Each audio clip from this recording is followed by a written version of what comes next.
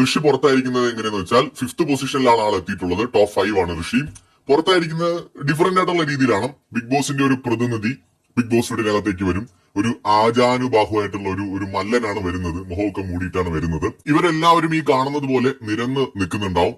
So ഇതിൽ ഒരാളെ താഴേക്ക് തള്ളിയിടും. താഴെ വീണാ ഒന്നും പറ്റില്ല കേട്ടോ. ആ രീതിയിലാണ് അത് അറേഞ്ച് ചെയ്തിരിക്കുന്നത്. അപ്പൊ ഒരാളെ തള്ളിയിടും. ആ ആളായിരിക്കും ടോപ്പ് 5 ആയിട്ട് പുറത്തു പോകുന്നത്. സോ ആദ്യം വന്നിങ്ങനെ പുള്ളി ഓരോരുത്തരായിട്ട് ഇങ്ങനെ തള്ളുന്ന പോലെയൊക്കെ കാണിച്ചു. അങ്ങനെ അവസാനം നമ്മുടെ ഋഷിയെ പിടിച്ച ഒറ്റ തള്ള്, ഋഷി താഴെ വീഴുന്നു. അങ്ങനെ ബിഗ് ബോസ് മലയാളം സീസൺ 6 100 ദിവസത്തെ ജൈത്രയാത്ര അവസാനിപ്പിച്ചുകൊണ്ട് ഋഷി ടോപ്പ് 5 പൊസിഷനിലെത്തി പുറത്തായിരിക്കുകയാണ്.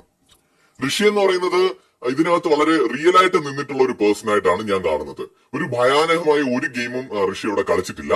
ടാസ്കുകളിൽ ഋഷി ഭയങ്കരമായിട്ട് 100% കൊടുത്ത് ട്രൈ ചെയ്തിട്ടുള്ള ഒരാളാണ്. വളരെ ജെന്യൂവിൻ ആയിട്ട് നിന്നു. അല്ലാതെ ഒരു ബിഗ് ബോസ് വളരെ പ്ലാൻ ചെയ്ത് അങ്ങനത്തെ ഒരു ഗെയിം അവിടെ ഋഷി കളിച്ചിട്ടേ ഇല്ല.